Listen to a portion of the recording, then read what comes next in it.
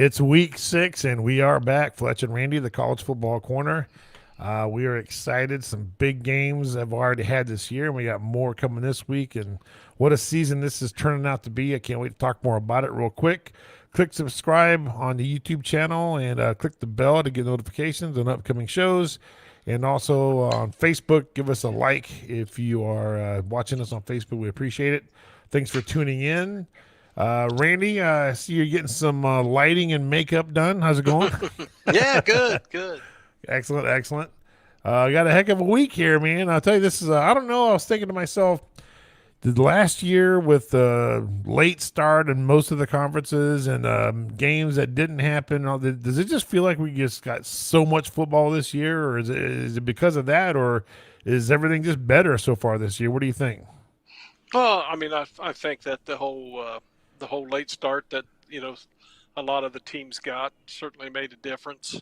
Um, then what it did this year has just been full bore this year, so we're not missing out on anything. Last year, especially for the Big Ten, they were just behind pretty much everybody. Whenever it got going, so if you was a Big Ten fan, you probably felt like you were missing a lot of football.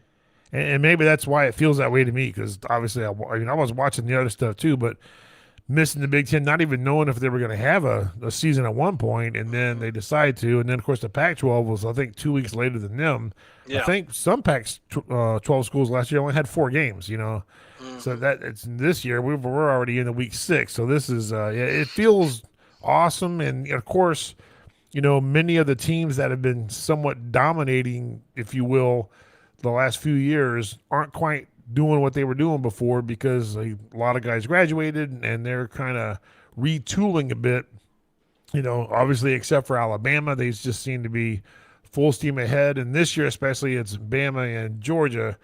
It just seem to be full steam ahead. Everything's going. Every week it's kind of like maybe this week, and it's just not happening so far. Nobody's really come up to the task. Clemson definitely played them close, and most people feel like it's because Clemson's defense is really good. Their just offense is not very good at all.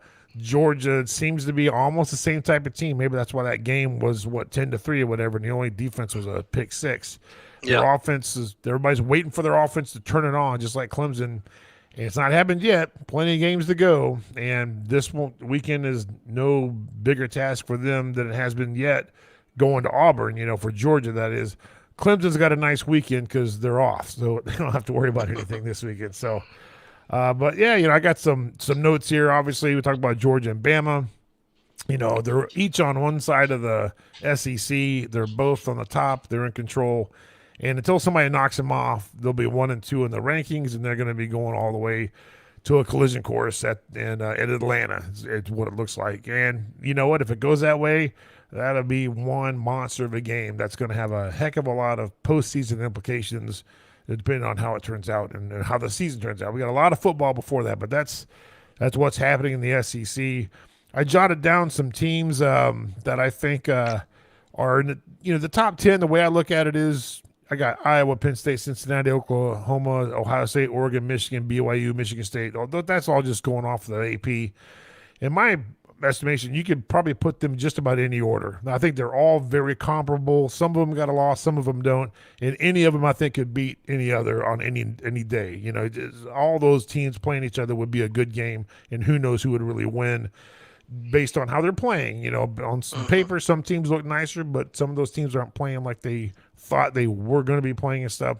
You look at the next 10, and then it's I got Oklahoma State, Arkansas, Notre Dame's an independent. These teams are figured to be they're doing really well, but they're not really figured to win their conference by people's estimations. Coastal Carolina, Kentucky, Ole Miss, Auburn, Wake Forest. Wake Forest is 5-0, and the ACC with Clemson with 2 losses, and and they're not figured to win their conference yet, even though I think they can certainly, and who knows they might, but they're just not getting the love nationally by the big press and all that. So the top 20 is just pure. It's a lot of teams and a lot of jockeying, and things could go, and who knows who's going to win some of these games. It's going to be a lot of fun to watch them. So I mean, what do you think of my assessment of the top 20? Well, I think you're right. The thing is, sometimes I wonder about these. About the polls that they have put together.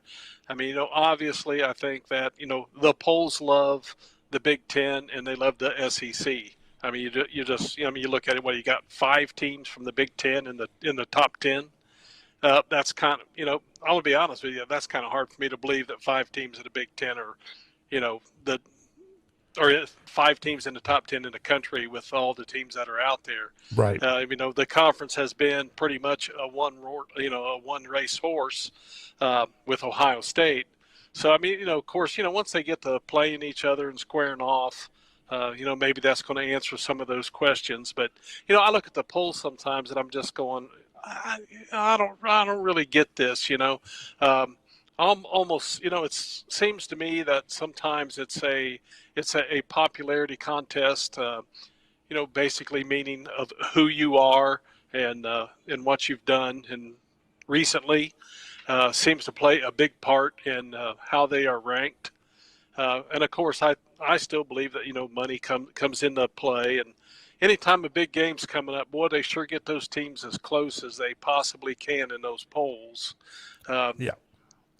So sometimes I look at the polls and I'm going, I don't know what the best way to do it is. Certainly whenever they come out at, with the 4 and playoff, of course, the playoff polls and all that stuff. I mean, that's what really matters anyways.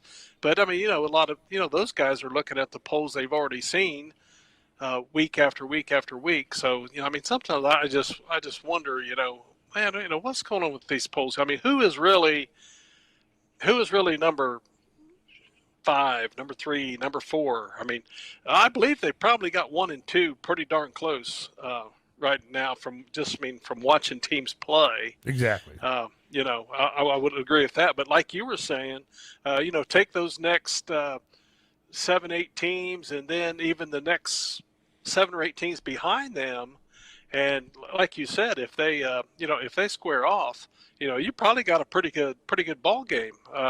You go back and you look at, the Auburn Penn State game, great game. And, we talked before, if that would have been at Auburn probably wins. It was at Penn State, and, and Penn State won. It's still a great game. So right. I think that those next 12, 14, 15 teams would have those type of games. So, I mean, I guess what I'm kind of getting at is really, in my mind, we don't know who is 3, 4, 5, 6, 7, 8, 9, not 9, 10, but because of teams, because of who they are and what they've done, they get those rankings. I don't disagree at all. It's definitely for television. When you got, hey, Penn State and Iowa this weekend. Okay, hey, number 3 and number 4, Penn State, Iowa. Yeah. It adds something to the whole thing, and and they got it's got a time slot, and then the marketing and advertising all goes into dollars. And obviously, Penn State and Iowa are been around for a very long time, and they've got huge fan bases. Even though I was out in the middle of nowhere, I know tons of people that are Iowa fans. And I'm in my mind, I'm thinking, how do you become an Iowa fan? But, it's still, I mean, I get it, So, yeah, but just on pure, like you're talking about, gameplay, and forget the AP. It's all it is sports writers anyways. And the coaches poll, these guys haven't watching all the games. They don't have time to do it. You and I don't have time to do it. And we've probably got more time than they do, But the thing is, gameplay on the field, I agree with you. I think 1 and 2 are right where they're at, and you could probably swap them around, and maybe they will in the polls. Who knows? When they play each other, if they play each other, if it happens that way in Atlanta, that's just going to be a great game that a lot of people they're going to sell some tickets to that one. Make no mistake, So the brown water, with the cocktails will be flowing. So you get into the rest of those teams, and like I said, yeah, anywhere in there, because it's hard to sit there and say, yeah, Iowa's the 3rd best team in the nation. You telling me Iowa's going to beat everybody in the nation except for 2 other teams? And I'm not making fun of Iowa, because you can say that about all those teams. There's just because they're not dominating. They're having really good seasons, but none of them are dominant. So they're just putting them, like you said, 3 and 4. All right, they're going to play. In a couple of weeks, it looks like these two teams, well, let's start moving them up. So when they play, they're next to each other, stuff like that. And I get it. It's TV, it's ratings. I could care less about the numbers. I like the matchups. I think Ole Miss and Arkansas this weekend is a nice one because both of them just came off a loss to number 1 and number 2 in the nation. Mm-hmm. So whoever walks out of this game with a loss, season's over in the conference. Now you're playing spoiler because you're not going to get past Alabama on 2 losses, and they're both in the West. So just really intriguing games this weekend stuff. So, but I completely agree with you, man. It's we both talk about how we think preseason polls are worthless. I wish they wouldn't even come out with polls until October, get the first month under your belt. But they got to sell tickets, TV ratings, and all that, and the money moves the needle. And in addition to that, like you said, certain teams are higher based on money, and I don't disagree with that. We have, one of the running thing is that at work, if Ohio State wins the Big Ten and has 0 or 1 losses, they're always going to be considered in the playoff because if no other reason, they got a huge fan base. They draw TV ratings, and all the teams that draw TV ratings. That's why Notre Dame, a lot of people love to ride them off so early. They draw TV ratings, so they're always going to be considered if they're somewhat considered eligible, if you will, from a standpoint of how many losses they have. But it does seem like they only can get 1 loss, and now they've got it. So is the road for them harder? They all say it is, and it probably will be, with the exception of some of the other conferences are not quite as hot as they have been in past years, ACC, Pac-12. So who knows what's going to happen, and I'm not even concerned about it. We're talking about October football. We got a long way to go. Sure. Yeah. So, yeah, you were going to say something? Well, one of the things that kind of, talking about the whole poll thing and all that, I was looking at it and I'm like, how is Ohio State ranked ahead of Oregon? Exactly. I mean, Oregon comes across the country, comes in Ohio State's backyard and beats them. Now, they lose to, their rival in overtime. So, right. They both have 1 loss. Oregon beat Ohio State. How is it possible that Ohio State's ranked ahead of Oregon? Yeah, exactly. I'm like, I don't really get that. But I think it has a lot to do with a little bit of what we were just talking about. Ohio State, Big Ten, Ohio State been to the playoffs. The Pac-12 has struggled, has not been. So, what are we looking at? Oh, well, even though Ohio State lost to Oregon, they're number 7 and Oregon's number 8 or 9 or whatever it is. And, honestly, I don't think that's right. And I agree. I got into a conversation with the other guy, with another guy, and he was telling me, well, they got beat by Stanford. I'm like, okay. And he said, so since they got beat by Stanford, that makes Ohio State better. And I said, well, hang on a minute here. So let's just let's look at it a different way. So Oregon and Stanford are both better than Ohio State. And he didn't really know what to say to that. Right.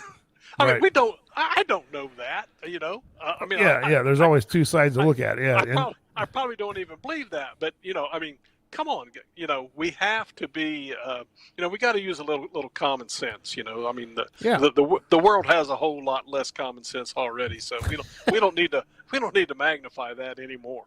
Yeah, no, college football doesn't need to gravitate into that realm. There's no doubt. Yeah. But yeah, there's it is the sports writers, and I firmly believe, based on the years past, that the CFP does a better job of recognizing head-to-head. So like if the CFP had been out this week, I think Oregon would have been ahead of Ohio State if they were close to each other at all. But because I do agree, it doesn't matter who some other team you beat, that somebody, hey man, you guys played each other on the field, you lost, so Oregon should be ahead of Ohio State wherever they are in the polls. They both got 1 loss. They played head-to-head. Head-to-head should oversee anything. Oregon, on paper, they're not as deep. They've gotten 2 or 3 bad, injuries. They're starting running backs out. Okay, yeah, that's fine. But, the CFP, what they do good is they don't project. They don't say, "Oh, wow, they're probably going to lose 3 or 4 more games because they lost some people, so we're going to go ahead and move them down." No, you let them do it on the field. So, Right. I totally agree that Ohio, and right now it's not the end of the world, anyways. Ohio State definitely has a great chance of winning the Big Ten. Maybe Oregon, maybe they feel they don't have as good a chance as they had before, which I don't think is true. I think they still got a great chance to win the Pac-12. So it kind of magnifies what you're saying, the bias of where have you been the last 3 or 4 seasons, which does come into play. It shouldn't. Doesn't matter what Oregon did last year. Sure as heck doesn't matter what Ohio State did last year. That's for sure. None of that's helping this year. So it shouldn't matter. It should matter what you're doing right now. And they beat Ohio State in their own backyard. That's a heck of a win. It's probably one of the greatest road wins this season so far. I think so. So yeah, it's just one of those weird things and sometimes I think they do that just so everybody will start bitching about it. I hate to use that word, but it's, get them all talking by revving them up and put somebody else that don't deserve it. So, but yeah, no doubt. So, but we're in agreement there. Yeah, the one board that we both that we both kind of follow. I mean, it's really, some of it's kind of comical. Sometimes I think, do these guys really believe that, or are they just kind of fanning the fire or something? Because I mean, some of the stuff that's on there. I mean, the guy posted today that Texas A&M is really the best team in the country. They've been sandbagging so they can get to Alabama. Did you see that? Yeah. So they're going to beat Alabama, and they're going to go to the SEC championship, and they're going to beat Georgia, and they're going to win the championship. And I'm like, really? Yeah. Well, okay. And it's just like, I get guys on there, hey, what are you on today? What are you smoking? I'm like, put the bottle down. So, I just how did losing your starting quarterback and almost getting beat by Colorado fit into that plan there? It has nothing to do with it, so yeah. You're right, and I saw that. I chuckled, and there's no doubt. Half the time, those people's names are so fake, anyways. Their name actually means something when you put it all together. Yeah, they're just doing it there to get people all riled up. I mean, and sometimes it works. So it's like I think you commented on something I commented on the other day. It's like, man, none of this means nothing, man. When somebody had the ranking on. Who was it was Ohio State best offense in the nation based on yards per game or whatever. Yeah. They do the same thing with defense. Oh, I mean, so and so has the best defense in the country. Well, they've only played 3 games at that time, and 2 of them were FCS school. I mean, it's just so many ridiculous. Bottom line is, play that day and win by 1 point and get on to the next week. I mean, because if it's a championship game and you win by 1, you still won the championship. It doesn't matter how many points there is. Yeah, absolutely. Yeah, that's. I mean, you were absolutely right about that. I was thinking of who was it? The old Al Davis used to say, "Just win, baby." No, yeah, yeah. That's what it's. I mean, that's really what it's all about. And I mean, stats and all that stuff are fine, and we've all seen games where. I look at it and I'm like, wow, okay, I'm just going to make this up. Arkansas beat Georgia. Man, it was 30-21, but Georgia had 30 first downs and Arkansas had 12. Right. And, but they only had this and they only had that. And they only had this. But, it goes back. Just win the game. Whatever it takes. Win the game. That's what it comes down to. I mean, and to be honest with you, not always does the best team win the game. They get breaks, the big momentum changes, and chances are they play 9 more times, they probably don't win. Yeah, but that's the beauty of college football is that those kind of things do happen, and they do shake everything up. And that's just the way it is, and it's part of the game that we all love so much. Yeah, I mean, exactly. You're completely right. We even talked about it last week. Stanford probably had no business beating Oregon, especially the way that game was. And with a minute something to go, the percentages of Stanford winning was like 1 something. And then all of a sudden, granted they shot themselves in the foot with some false start penalties and then some bad penalties, and then a flag here and a flag there, and they say it's overtime. It's like and now they've been killing that quarterback for Oregon all week on the satellite radio. Because I guess some play that he didn't pitch it, and they all said it was a sure touchdown if he would have pitched it, but no, he decided to run up the middle and got stopped for a loss. Oh, that guy would have scored, So they're saying, and I'm like, that guy was the hero when they beat the Buckeyes. Oh, that dude transfer from Boston College. He's great. Now they're crucifying him. I'm thinking, dudes, it's one game and their season is not over, by any stretch. Right. They can still win the Pac-12, and guys like you and me, we're conference first, and then we'll see what happens. I want the Buckeyes to win the Big Ten. It's good. Yes, if they don't, they're not going to get to the playoff anyways. But it's not because of the playoff. It's just because we're old school. Conference championships still mean something, and we hope that always sticks around. That's for sure. But if conferences ever become obsolete and the regular season is more like basketball, then that's just going to be. I'm going to hate it. It's going to be real hard to watch. That's for sure. But yeah, what you just described as the fake game was literally Penn State and Wisconsin. Wisconsin had 40 minutes of control of that game, was up and down the field, and every time they got in the red zone, they threw a pick or something, and then Penn State ended up winning that game. And you know what? I was literally for a couple weeks thinking, how good is Penn State? Because they kind of should have lost that game. Shoulda, coulda, woulda, whatever. You win. And now they're number 4 in the nation, AP, blah, blah, blah. Hey, they're still haven't been beat. They've won a nice game against Auburn at home. Good win, and they've won the rest of them so far. So it's done them well. And it doesn't matter how ugly that win was. You got to win the ugly ones. You got to get great ones are easy to win. You got to win the ugly ones too. And every team has ugly ones at least once a year. Usually, not always, but usually there's an ugly one in there somewhere. I think last year, Bama's ugly one was Ole Miss. It was a shootout, 46-43 or something like that? The Florida. The Florida game. There you go. That was another one. You go back 2 years ago when Alabama finished like number 12. They lost by 4 to the number 1 team, which was LSU. They ran the table. They were awesome. And then the other game they lost was to Auburn. The first game that Mac Jones started, and they lost by 3. Well, he threw 2 pick six. Right. They had 4 turnovers, and that's that's kind of what we were just talking about. That's just kind of the way it goes. I don't think that's a game normally that they would have won. And 10 more times, Alabama probably wins 8 or 9 of them. But and that is just like you said. You took the word of my mouth. That's the beauty of college football. Everybody, I'll say everybody. Most people wouldn't give Kentucky a chance against Florida last week, and they beat them.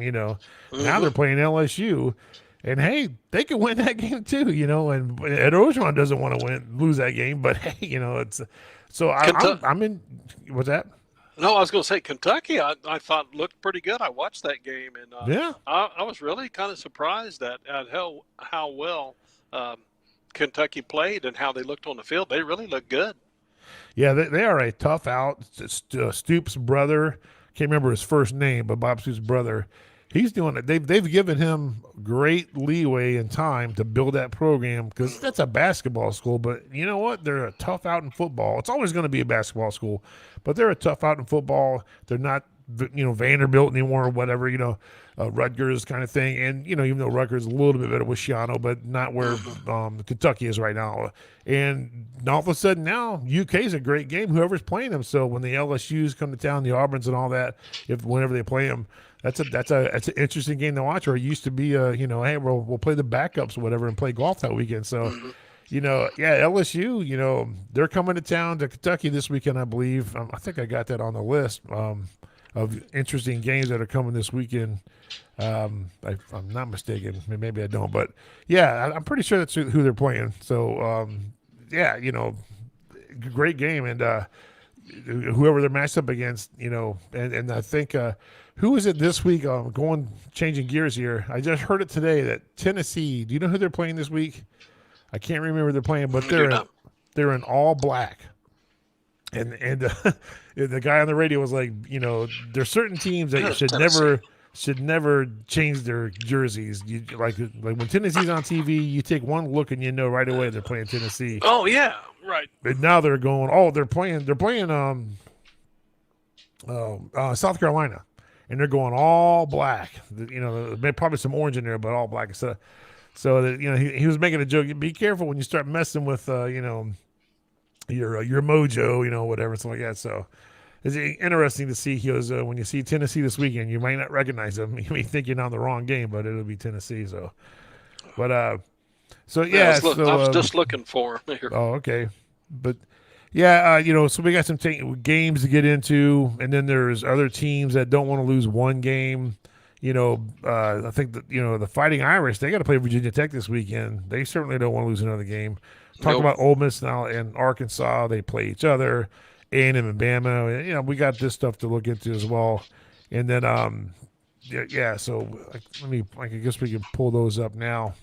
Ole Miss and Arkansas, both of them had some high hopes about winning last week. Neither one of them came even close. A lot of people thought Ole Miss might be a really good game based on last year.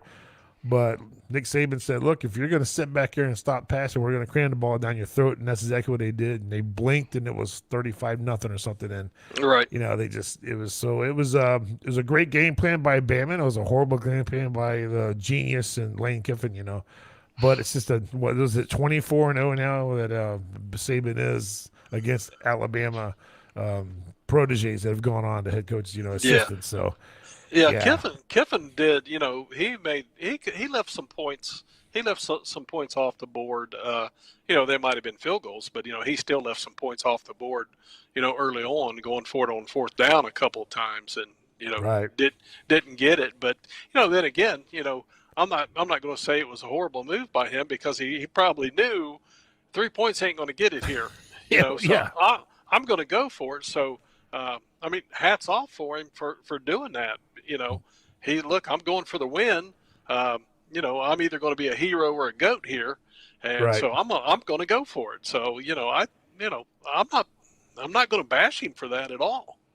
No, the thing about what I really was impressed with Bama is they got this dynamic offense that they can just kill you in the passing game. They got incredible speed receivers, but they can also line up and just cram it down your throat if that's what you're going to get.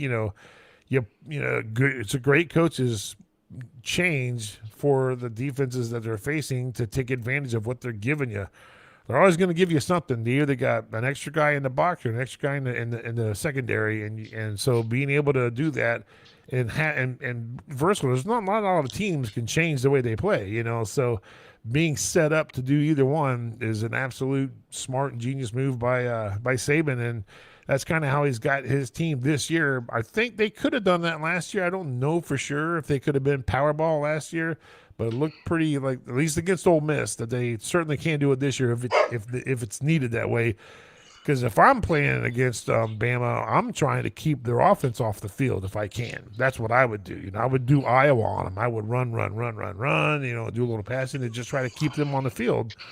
But I'm not saying I'd be successful at it, but that'd be my game plan, Yeah, well, I think that's what Alabama was doing with Ole Miss. They knew that they had this quarterback that was going to could possibly put up a lot of numbers, and Lane Kiffin, a great offensive mind and all that. So we're going to control the ball. Right. And you're saying I think they could have done that last year. They had a fantastic offensive line. You've seen that through the playoffs. Guys did not get to Mac Jones. Oh yeah. They just didn't. And he was so pinpoint accurate, and of course he had some pretty good guys to throw to. A Heisman Trophy winner included. That they were able to pass the ball a lot, but they were able to be so effective and put up so much, mainly because of that offensive line.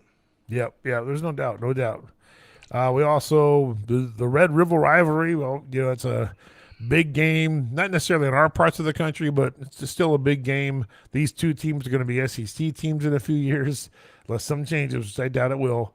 And the winner of this game is going to have kind of a stranglehold on the top spot of the Big 12 moving on in that conference.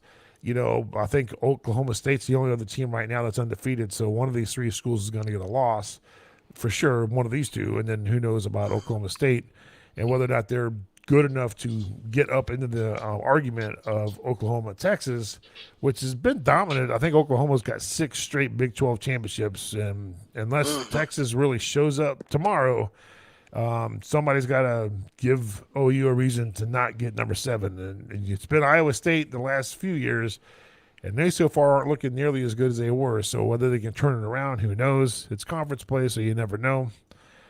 We talked about this one a little bit. 3 and 4, who cares about that? It's Iowa and Penn State. They're both undefeated. Basically, Iowa is just big boy football, quarters on defense, run the football, do some passing, and then just wait for you to make mistakes. We know how sometimes teams get hot on turnovers. Like in 1 year, they get a bunch of them. The next year, they Right. don't. Iowa's got 12 picks already this season in 6 games. That's pretty incredible. A lot of those came last week, but still. And then, of course, they got 2 pick sixes in the Indiana game. So whether they could keep that trend up or not, that certainly helps you win a lot of ball games when you turn other people over. So if they continue that, Penn State might be I don't say in trouble, but just more of an interesting game. But being That's at Penn State, Iowa, right? no, it's at Iowa? Penn State. Yeah, it's at Penn State. No, at Penn State. So that being at Penn, honestly, in this particular setup, I would go with the home team. If it was at Iowa, I'd probably take Iowa. Last time they played here, I think it was a real tight one that Iowa won. But I think I'm going to give the edge to Penn State. I think they've played a little bit better competition with Wisconsin's defense, but in the offense, dominating the game, even though they didn't get in the end zone. And Auburn, really big SEC type players.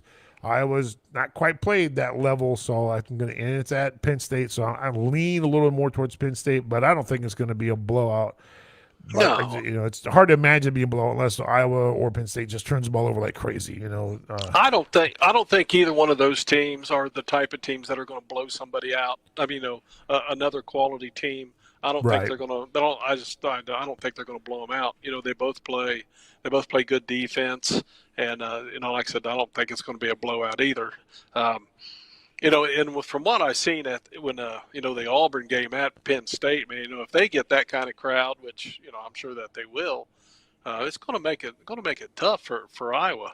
Yeah, it is a 4:00 game, so that game will start in the daytime and end in the nighttime, obviously, or the late evening. So it'd be an interesting game. I mean, like I said, Iowa, they just don't shoot themselves in the foot usually. So you're going to get a good solid 4 quarters of big boy beat 'em up ball from them, and you just gotta play your game and don't make mistakes, and hopefully they do, or and they like to flip the field. It's a little bit of trestle ball, if you will, from the old days and stuff. So, but that's Kirk Ferentz. I mean, he's been there since I was in high school, I think. Or at least it seems like it. So then we got Georgia and Auburn. Auburn's just coming off the big win against LSU. With Bo Nix kind of having a coming out Brett Favre party, just throwing the ball like crazy, running around, doing things that nobody could draw up in dirt. Oh yeah, he was out of his mind that game. The one did you watch? I don't know if you watched it or not. Yeah, but, yeah. The one where he was scrambling across the field and then back the other way across the field. Ended up throwing a touchdown pass on that one, I believe. I mean, it was just he was just playing out of his mind. Well, he better even play better than that this week. But they are at home, and weird things happen at Jordan-Hare. Believe me, I know. I've seen it many times. So that's one thing that Auburn has going for them. And Auburn certainly seems to be a more disciplined team. But if Bo Nix can show up and play that kind of game, they could make it pretty interesting against Georgia. Oh yeah, I was gonna share something here, and I think it's this here, maybe I don't know. Anyways, I can't find it, but I was gonna put on there somewhere where basically the reason why he needs to watch his game, talking about Bo Nix, and it's basically I went to Jordan Davis's profile on the Georgia Bulldogs homepage, because that's number 99 in the middle in the Georgia defense. That guy is like, I heard it on the radio this week, 6'8", 350.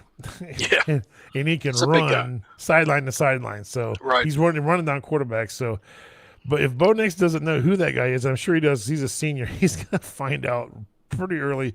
He's a beast. I mean, that guy's going to be one heck of an NFL player, barring any injury. Hand to God, hope nothing ever happens to that kid. Great looking football player. Jordan Davis. Nice name, too. That just sounds like somebody's going to make a bunch of money in football. Jordan Davis, but so yeah, that's going to be a heck of a game. And what I mean is, I don't know what the score is going to be. I don't know if it's going to fourth quarter.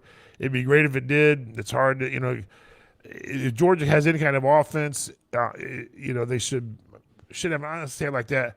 I think Auburn should be able to score some points, but man, Georgia's defense has just shut that door so far all year. So if Auburn can't score any points, I think Georgia will score points on that defense. Auburn's is good, but they're not shut down. But they're a little up and down with their quarterback play and all that. So it's just going to be interesting to see who lasts out. But the defense is definitely tilted way in the Georgia side of the football. It's at Auburn, so that's a tough place to win, as we all know. Yeah, I mentioned that it was at Auburn and weird things happening there, but the way I see this game is Georgia scoring a fair amount of points and Auburn scoring very few. I mean, like you're saying, the guy on the Georgia that line, the way they get after people, it's just it's going to be a tough road for. I don't care who plays them. Auburn, whoever it is. They better have a heck of a game plan, maybe some misdirection stuff, something to mix things up a little bit, because if you're lining up with Georgia and you're gonna try to win a battle up front, I just don't see it happening. At least I haven't seen a team so far. Right. That of course we don't know how teams match up. Sometimes lesser teams and better teams, just because of matchups, end up being a little bit better game than what we think they are.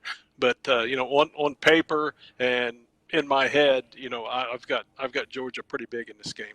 Yep. Being able to dominate the line of scrimmage is huge in any level of football, really. So, if Auburn has really good running backs, but they're not going to win the game running the football against Georgia. There's just based on what we've seen so far this year, nobody's beaten Georgia with a ground game. You go in thinking you're going to run all over them, you're probably going to be in for a really long day. So unless we, like you said, matchups like crazy, something happens, and maybe all of a sudden, it's going to be Bo Nix is going to have to give them some offense. And as great as he looked last week, scrambling around like Brett Favre and stuff like that, historically he's not been that. The team doesn't go on his back and all. So it's new coach this year, so what's happened in previous years doesn't matter. I'm sure they got a game plan to come up with. And like you said, maybe they're going to run to the outside a lot, make those guys run, try to get them tired by the time fourth quarter comes around. They're huffing and puffing. I mean, what do you? Good luck. Yeah. What else can you do? You just, you certainly don't want to just line up and try to punch them in the mouth, because it's probably going to hurt your hand.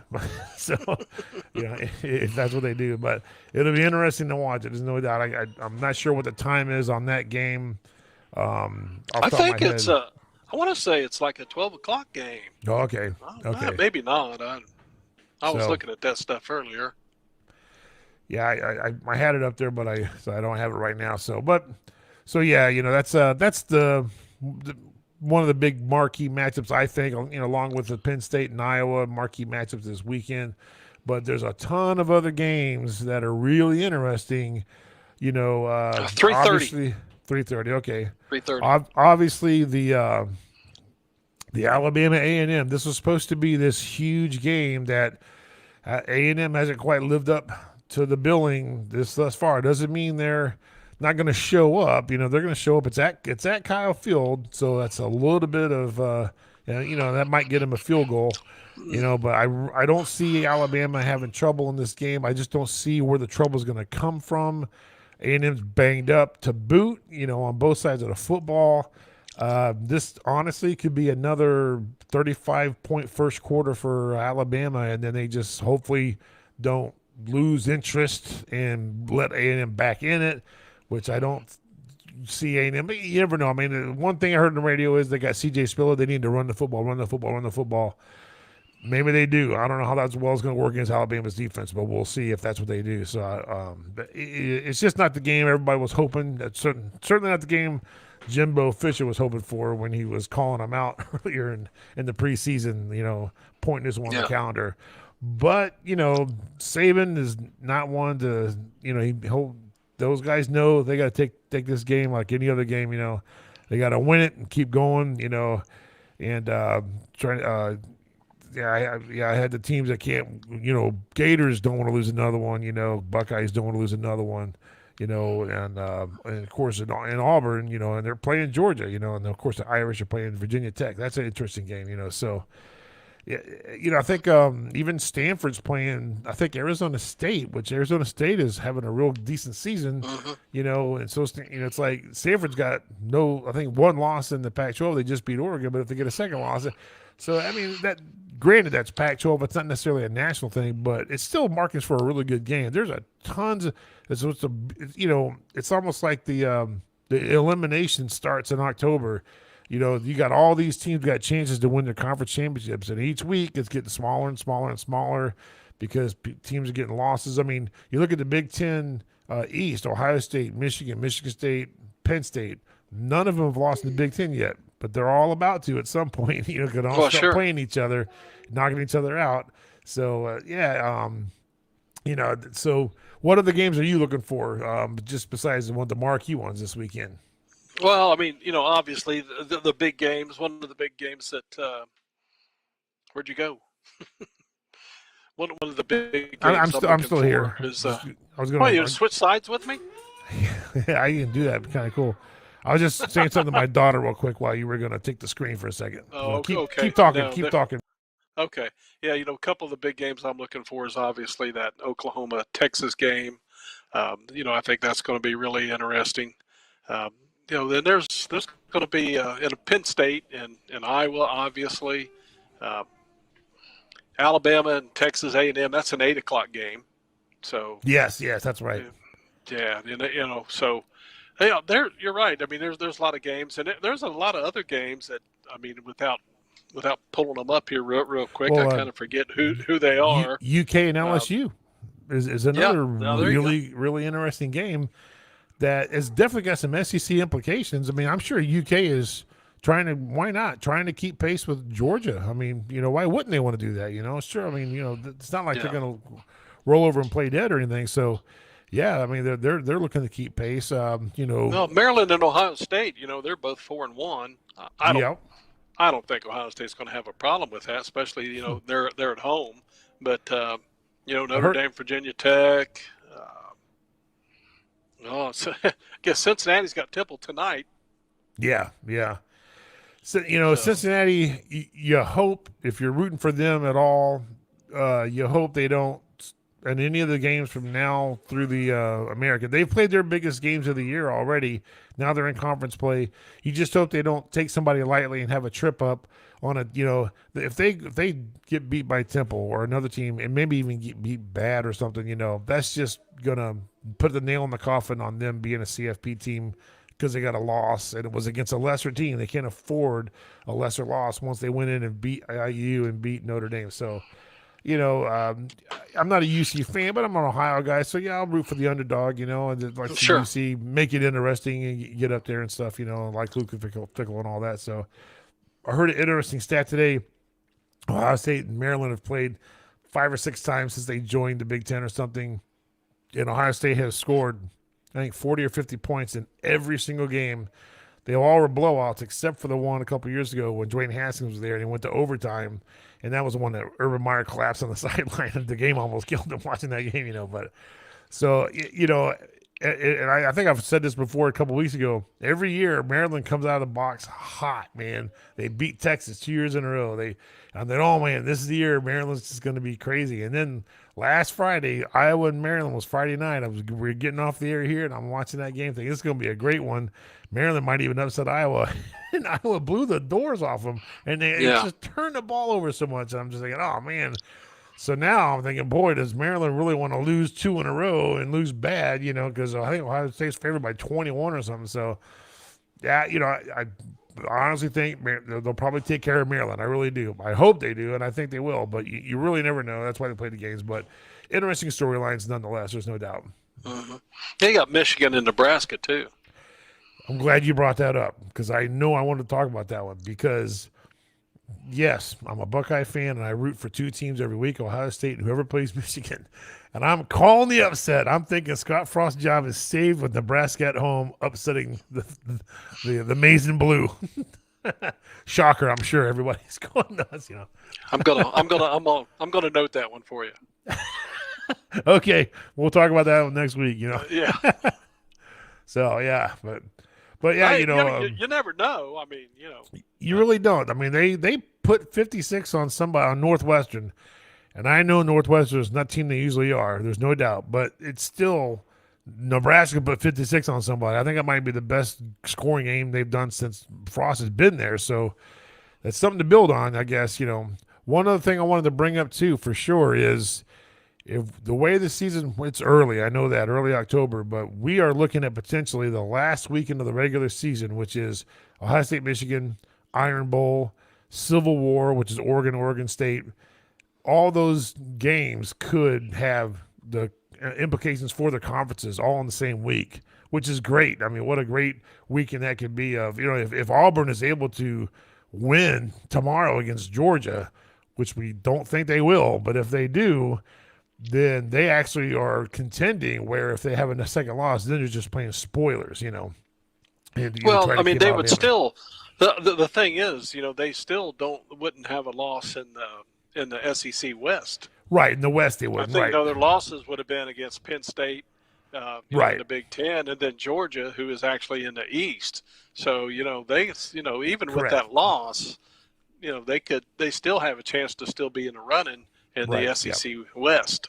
Yeah, you're right. Yeah, because I forgot Georgia's on the other side, so that doesn't count. So, they got to beat Arkansas, Ole Miss, A&M, and LSU. They already beat LSU, and then of course they play Alabama. So that last weekend could end up being really great for a number of conferences on who's going to play in the championship games. And and that'd be excellent. I mean, as much as I hate Michigan, that would be excellent football if they were able to get undefeated into that game. I hope they don't, but that's just when you're. I'm sure you being a diehard Alabama fan, you always want Auburn to lose. It's just, I mean, maybe you're not, but I always want Michigan to lose. Just something great about Michigan losing that just makes my weekend. So yeah, the team that's that I have really disliked probably the most in the SEC for me has been LSU. Okay. I mean, I don't want to see Auburn. Anytime Auburn gets beat, that's fine with me. I mean, I don't have. No, I sure ain't rooting for them to win, but right. for some reason it's been LSU for me. Going all the way back to when we were much younger and we used to play football out in the backyard. We thought we were accomplishing something and really doing something out there with no pads on or nothing, beating our bodies to death. But a good friend of mine, he was an LSU fan. Mark Sire, he's an LSU fan. I was an Alabama fan, so I mean, he actually made me hate LSU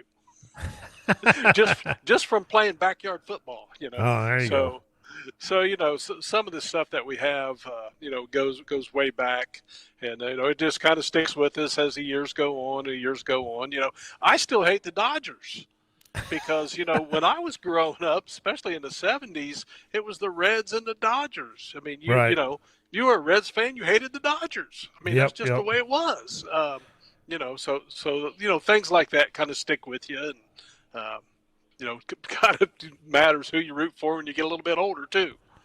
Oh, yeah. It's a given to hate Michigan, being an Ohio State fan. But in my tenure of watching Ohio State football, the one team that I learned to love to hate outside of Michigan was Wisconsin. And it was because they beat us so many times, with Barry Alvarez and Ron Dayne. They were a nemesis of ours for quite a bit. So we go to camp. It seemed like every time we went to Camp Randall, it was always a night game, and they always had some feel-good story of some kid from the Children's Medical Center who got a new tumor, and he's the mascot of the team, and then they just go out and whoop the crap out of the Buckeyes. I'm like, as soon as I'm watching the pregame going, they're going to lose because they got that kid out there in a wheelchair. I'm like, dang, it's stuff like that. It's just, stupid stuff. But, yeah, so we've had a lot better time with it since Tressel and Urban got around, but it's still something in there that likes to see Wisconsin lose. It's not as good as I still, if I'm bored, I'll flip on the old highlights of Appalachian State doing the block 6 against Michigan, just laughing the whole time, but or Cordell Stewart, and then the 70-yard bomb, Well, the Toledo beat Michigan. The big thing was then is that they had canceled the Michigan-Ohio State game because Michigan can't get past Toledo. Exactly, no doubt. No doubt. All right, man. Well, it's been a great one. I'm looking forward to games starting. I think it's, like I said, Cincinnati's tonight, but great games tomorrow. I'm going to miss some early ones. We're treading down to taking the kids to Kings Island for a couple hours to trick or treat in Snoopyville, then come back here and watching all the good ones. So, yeah, it was 3-0 Cincinnati last I seen. Okay. So, hopefully they hold court. I don't want to see them fall down yet, if at all. That's for sure. So. But appreciate everybody watching. Thanks for tuning in. And Randy, appreciate you doing this every week. And look forward to next week. Enjoy the games tomorrow, and I'm sure we'll be chatting back and forth via the phones on whatever's happening in the day that's going on of great games. Yep.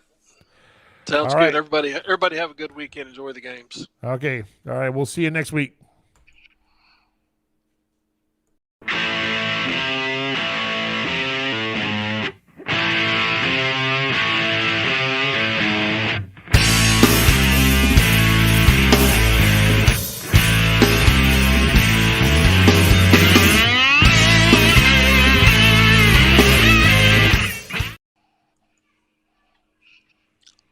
Cool. There he is. Okay, I gotta get off here and take my wife to get something to eat. Yeah, I'm starving too. Drop